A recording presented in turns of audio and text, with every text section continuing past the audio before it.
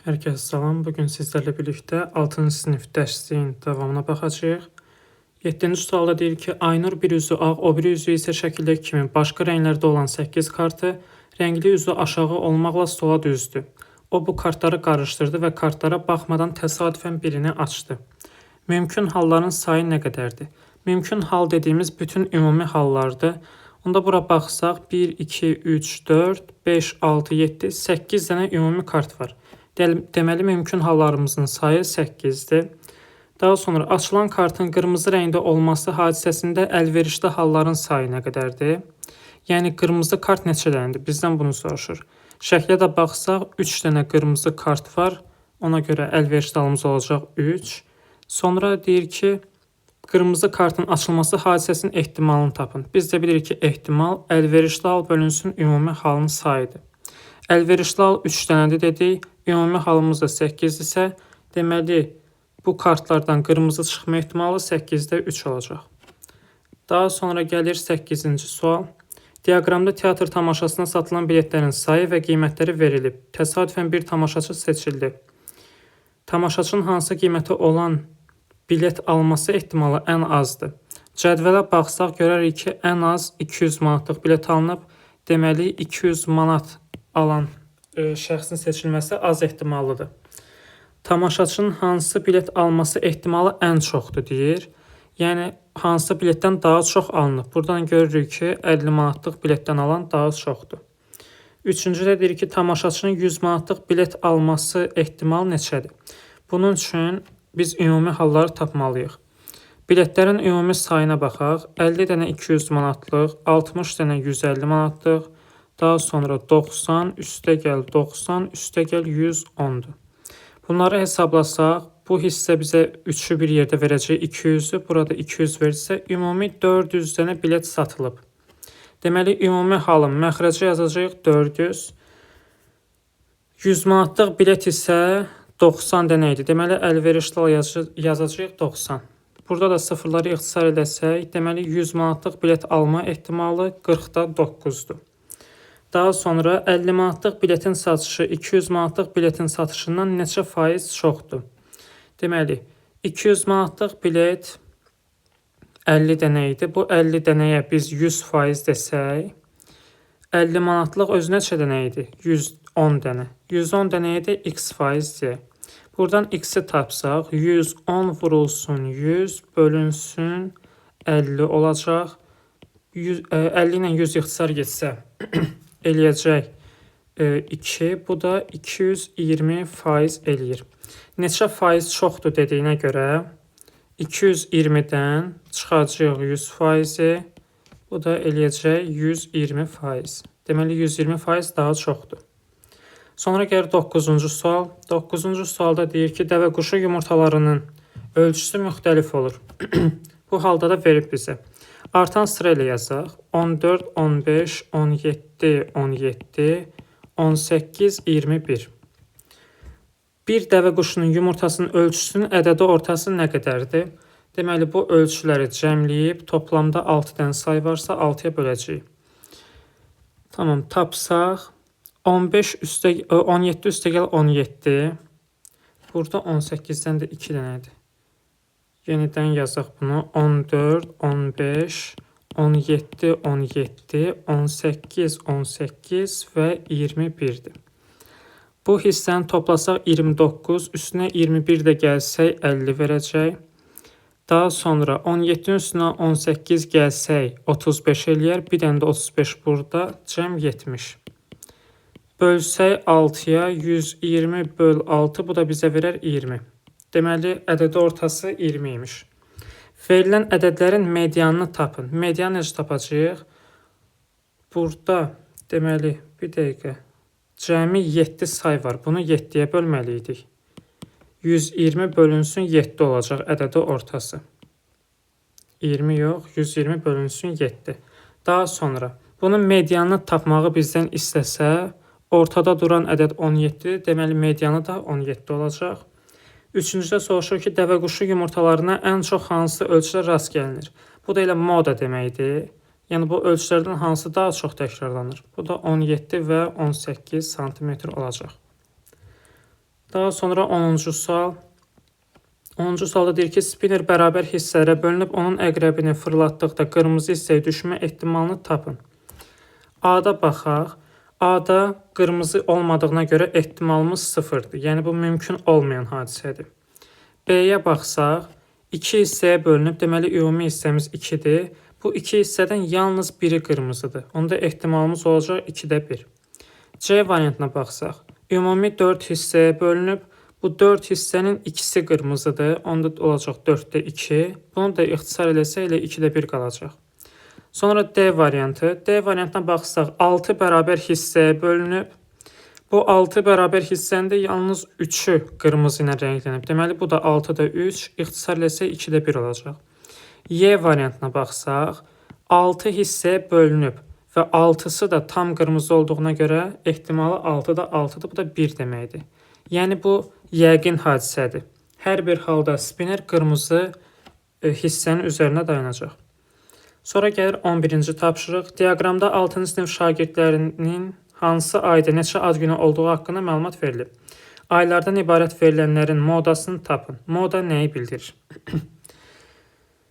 Deməli, baxaq hansı ayda ən çox ad günüsü olan var. Görürük ki, sentyabr ayıdır. Deməli, 11-in birincisində.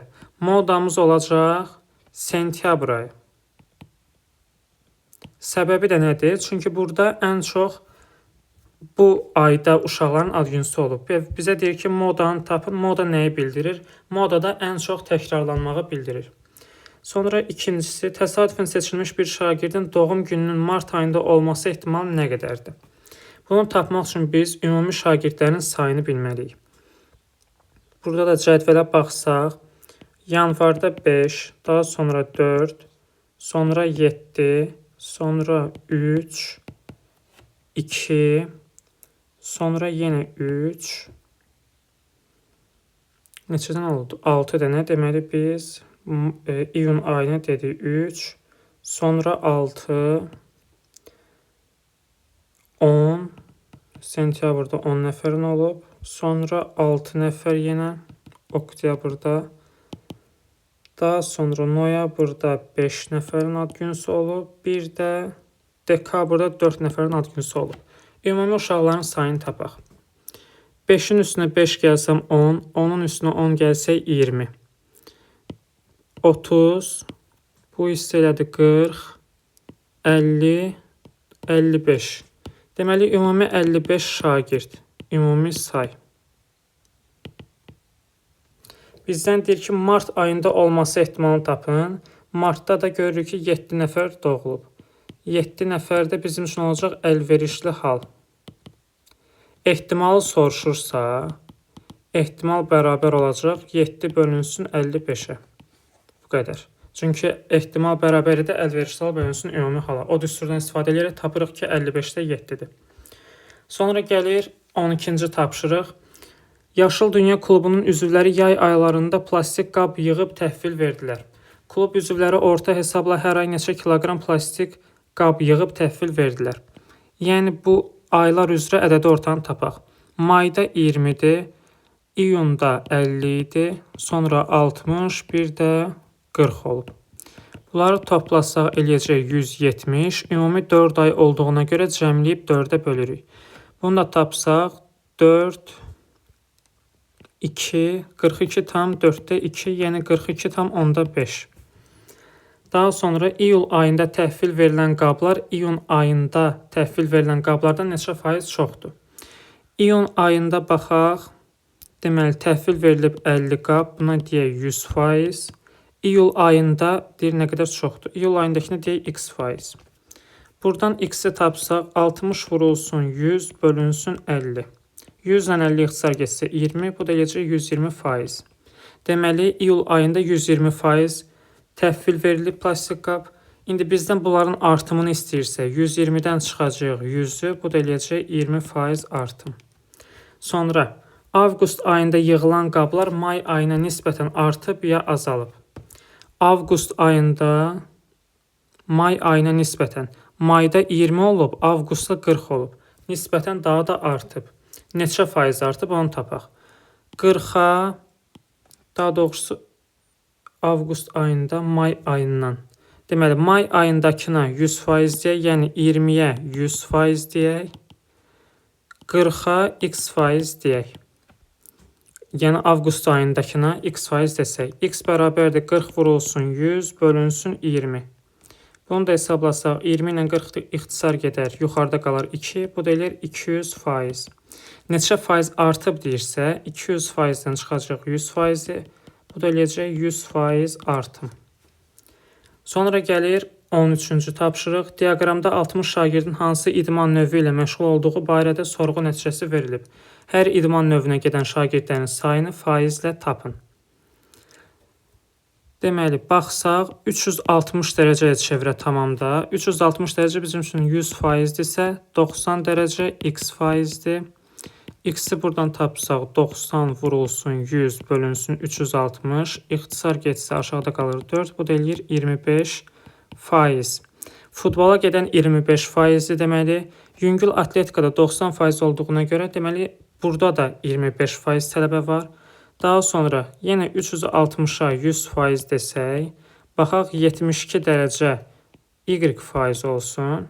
Buradan y-i tapsaq 72 vurulsun 100 bölünsün 360. Sıfırlar getsə 36 ilə 72-ni ixtisar ilə burada 2 yazsaq olur 20%. Voleybola gedən deməli 20% imiş. Daha sonra 360-ı yenə 100% götürüb 54-ü z% götürək.